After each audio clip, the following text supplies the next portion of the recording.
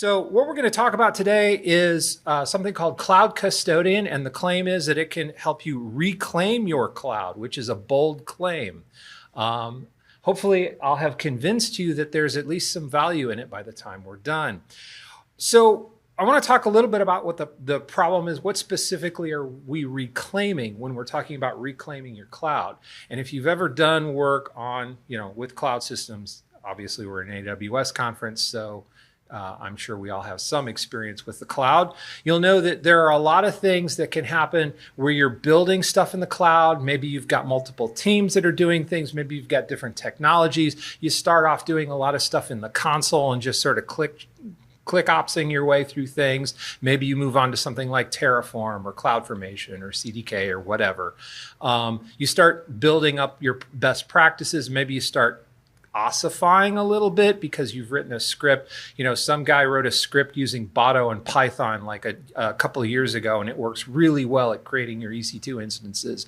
And so you've just been running this same script forever and ever. And it might be EC2, it might be Lambda, it might be who knows what it is. But it's like, you've got the system, but maybe it doesn't do things quite the right way. And maybe there are some things that it doesn't do that are good. Maybe you have some standards, but you've got multiple teams. And some of the teams are better than others at sticking with the standards. And so you go in and you're trying to figure out what's going on with your resources. And you're like, oh, wait, what is this? How, where's the tags? How do I know what this thing is? Do I even need this thing that I'm doing right here?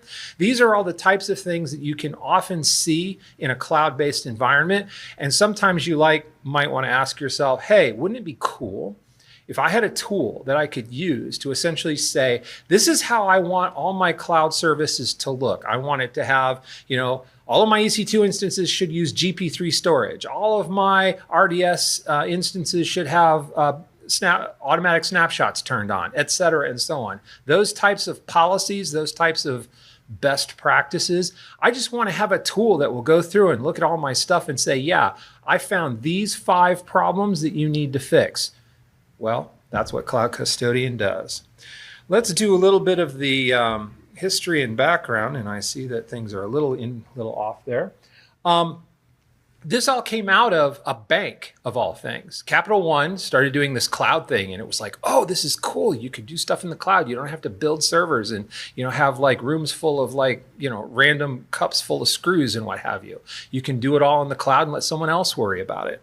But then they started finding out that they had these same problems. Okay, this team does this thing and that team does that thing, and sometimes they're not all the same. Sometimes you even have things like security problems, or maybe stuff is way more expensive than it needs to be. Someone starts up an M5 large to run a Python script and leaves it running all month, and then you don't discover it until the bill comes and someone starts yelling at you.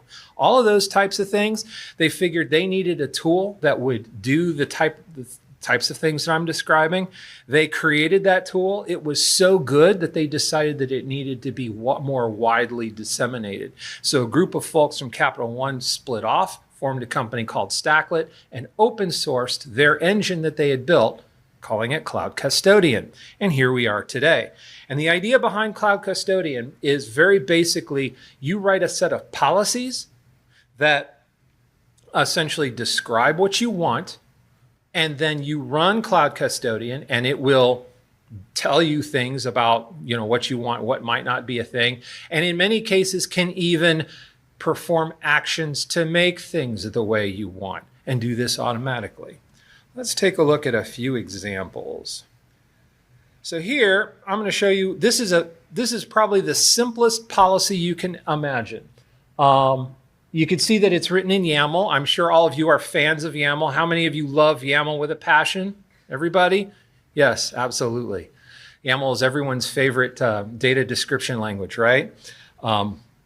So here you can see we just have a very simple policy in YAML. It has a name and it has a resource, the resource being AWS EC2. This is the very simplest policy you can write, and in this case, it flags on all of your EC2 instances. So if you were to run this in report mode, it would just give you a list. Here are all of the EC2 instances and all kinds of information about them. No filtering, none of that stuff. So this is the basic, most simple thing that you can do. From here, we build on this. You have the name, which obviously tells you which policy is telling you the thing that you want to know. It has the resource, which is going to be some kind of cloud resource. So it's going to be something like Azure or AWS.EC2 in this case. By the way, just as a note, Cloud Custodian runs with other clouds as well. But since we're in an AWS conference, I'll just kind of keep that on the down low. Then you can also add to that a number of other things. You can add filters. And this is the thing that's perhaps the most interesting, and we'll get to that in a minute. And you can even add actions, which are things that are done. So given a list of resources, can I do some things to those resources? So let's take a look at what that all means. So the filters are kind of, you can think of it as like a query language. So the idea is, instead of just giving you everything, all of your resource of a particular type, you can limit it down and say, I only want the resources that look like this. And here's an example. Our old friend, the alt resources, but with a tweak. In this case, we're saying I want only the resources that have the architecture x86-64. So your AWS Graviton instances are not going to appear in this list now, which is, in this case, presumably what you want. You can do a lot of different types of filters. In this case, you can kind of imagine it's a key value pair, just so you know this all works off of the basic REST APIs that pretty much every cloud service runs on. So you call into this REST API and you get back a bunch of JSON. And then what you can do is look at that JSON and you can sort of filter based off of fields and values. And in this very simple case, it's just like, does this field have this value? Very simple. But of course, there's going to be more. You're going to need a lot more than that going forward. So, instead of just being able to do simple key value equation things, you want to be able to do things like, maybe it's not just a field, maybe it's like a nested field. So you've got a JSON object, which has another object, which has an array, which has an object, and I need to drill all the way down into that. How do you do that? Maybe I need to do something kind of more sophisticated in terms of telling it what I need to find. Maybe, do some kind of query, or maybe iterate over all of them.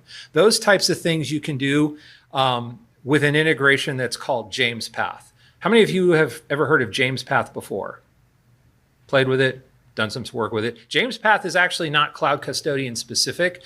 There are a number of these query languages for JSON out there, and JamesPath is one that's particularly popular. The idea is that you can write essentially a query that takes a JSON structure of some kind of structured data that's in JSON, and you can write a query that will, traverse things. And the very simplest queries are the very simple things like foo.bar.baz type of thing, where you can sort of go down into objects and say, this is the key that I want to look at. You can also do things with arrays. You can do array subscripting. You can do some very simple types of searches and stuff like that. It's a fairly expansive query language, and you can see on there the resources for that. I'm not going to get a whole lot into JamesPath, but just know that it's not tied just to very simple strings. For, you can look up the top level key and that's it. There's a lot of things you can do here. So I want to make sure you know about that. And then you can also play around with some of the other things that a query is made out of. This very simple key value pair is just a shorthand notation. This is the exact same query that we did earlier, where it's like all of the x86-64 EC2 instances, except that this is it spelled out in detail. This is the actual syntax, of which the original one that I showed you is just a shorthand. And you can see that not only do you have key and value, which makes sense, but you also have something called OP and then a type.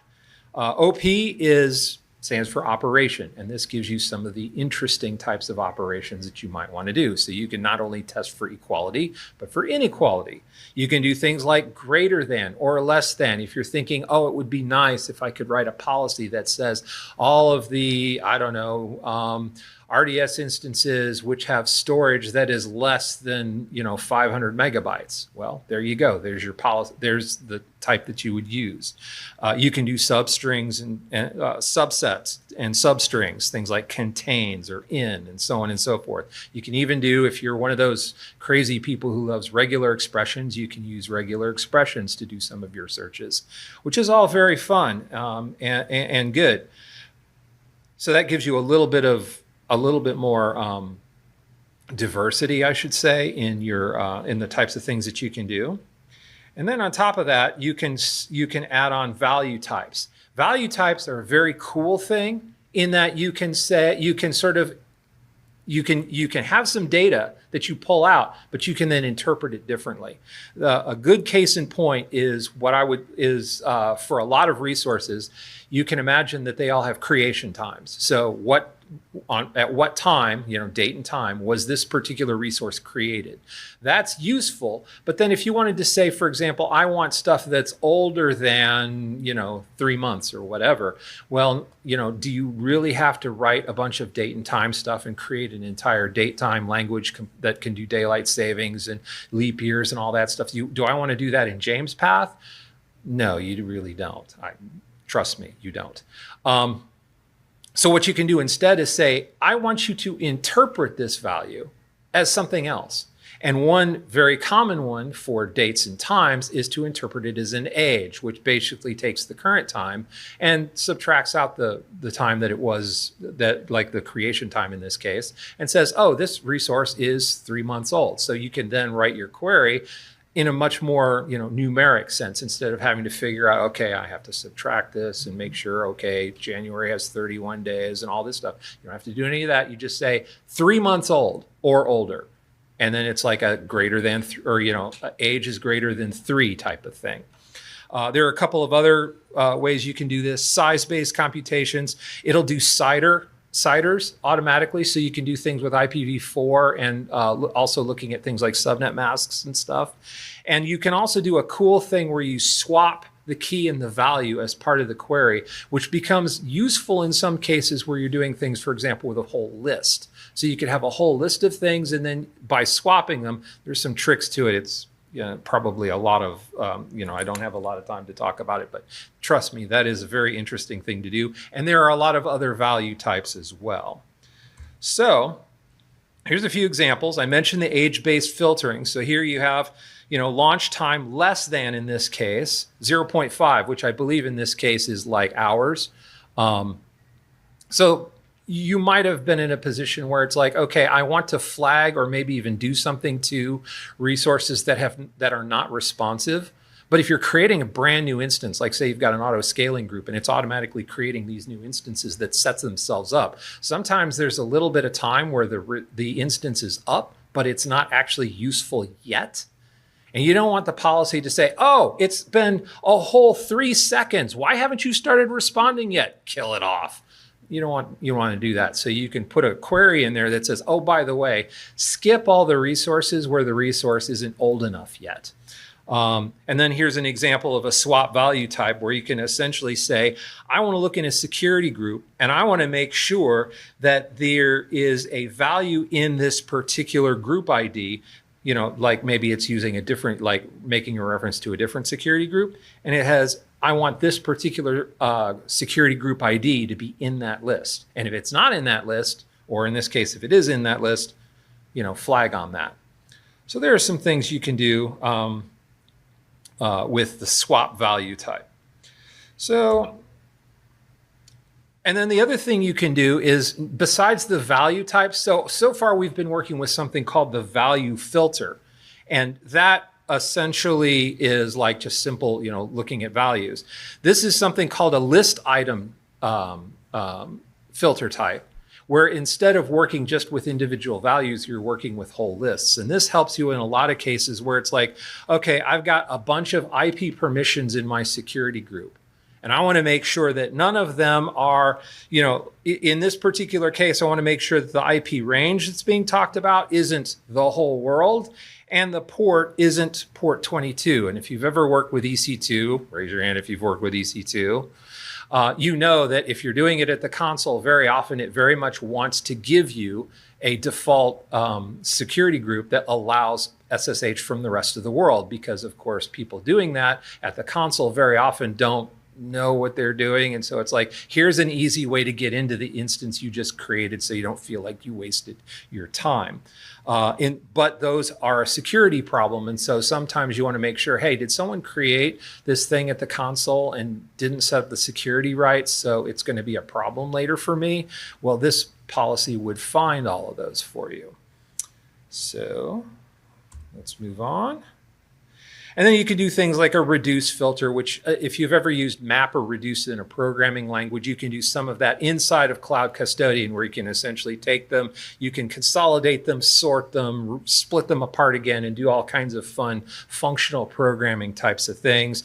There's an example here where it's like, okay, I want to make sure that I only pick like the first 10 of things. Like I want to sort this by age, and then I want you to pick the first 10, so that it, in this case, maybe this is something that takes a long time to run and you don't want to run it every time. So you have something that limits your scope, or for whatever reason. So anyway, and then of course, the other nice thing is that for filters, it's not just generic filters that look directly at the API stuff. Sometimes things get complicated. In many cases, there are filters that are built in to the provider, in the AWS provider in this case, that says, oh, you're talking to EC2 instances. Maybe you need to do some fancy stuff based off of storage types. This is a classic example. This would be a filter that essentially says, does my EC2 instance have GP2 storage instead of GP3, which is what you probably should be using these days. And instead of you having to do all of the complex, writing this massive James path thing to parse out and pull out just the storage bits and pull out these little pieces, they decided to make it easy. They wrote a custom filter that understands that EC2 instances have storage. It'll iterate over the storage and search for storage that meets whatever criteria. In this case, the type is GP2. So that makes it nice and easy. This is just an EC2 example. These exist for pretty much every resource type, and there's extensive documentation at cloudcustodian.org that essentially gives you all of the information that you need. So, and you can also implement your own custom filters if you want. There's an extensions facility in there. These are written in Python. They can be, outside the core, and they don't have to be limited to any particular cloud provider. So you could do some crazy stuff with mixing and matching and so on, because it's Python. You could do anything you want. And then finally, very quickly, actions. The default action in Cloud Custodian is simply to report, hey, I found a thing. Here's a list of the things I found. But there are other actions as well. You can do things like, there's a generic action for submitting your results to a webhook. And this is very often useful, if you want to write some like service that sits over here that takes a webhook and can essentially do things for you, you can do that. But you can also perform many actions directly within Cloud Custodian itself. These again can be resource specific. You can have custom actions like you have custom filters. You can do things like add tags. Hey, do your resources meet your tagging standard? Are there tags missing? Is there stuff that you don't know what it is because the tags aren't there? It'll flag those for you. And in some cases, if you know how to solve the problem, it'll just add the tags for you. Or it could add a tag that says out of compliance or something like that, and then you can look for that.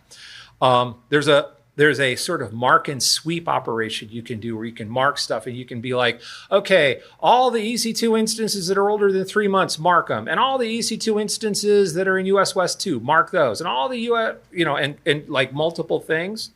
And then at the end say, now everything that's marked, go do something to all of them, whatever that is.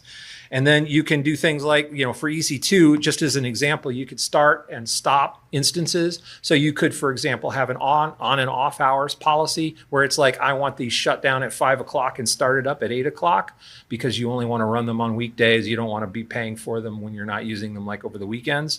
Or you can terminate stuff automatically, which of course is very dangerous and loads of fun and makes your bosses just feel you get such warm fuzzies.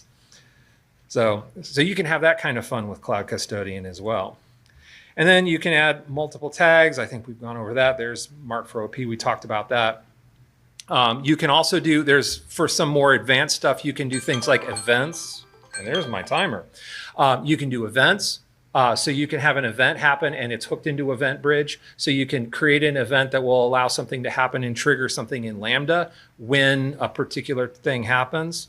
And then, of course, multi-cloud management, since it supports multiple clouds, you can use some things to mix and match. So when something happens in Azure, do this thing in AWS or something like that, which is very cool. And with that, I think I'm done. I'm only a little bit late. Thank you very much for listening to my talk and trying to make sense of what I'm saying really fast. Any questions? The question is, can you use this to sort of have actions take place based off of factors that may be, related to things like load or cost or something like that? And the answer is absolutely you can. You could, the filter language can query on pretty much anything. So you can go into things like load over time. If you're using one that has burst, you can look at your burst budget. And if your burst budget is all the way at the top, you know that your instance is probably over specified. And so you can query on those types of things, get a list of all of the instances that have low load and high budget. And then you could say, oh, I'm going to drop this down from a T3.medium to a T3.micro or whatever it is that you want to do.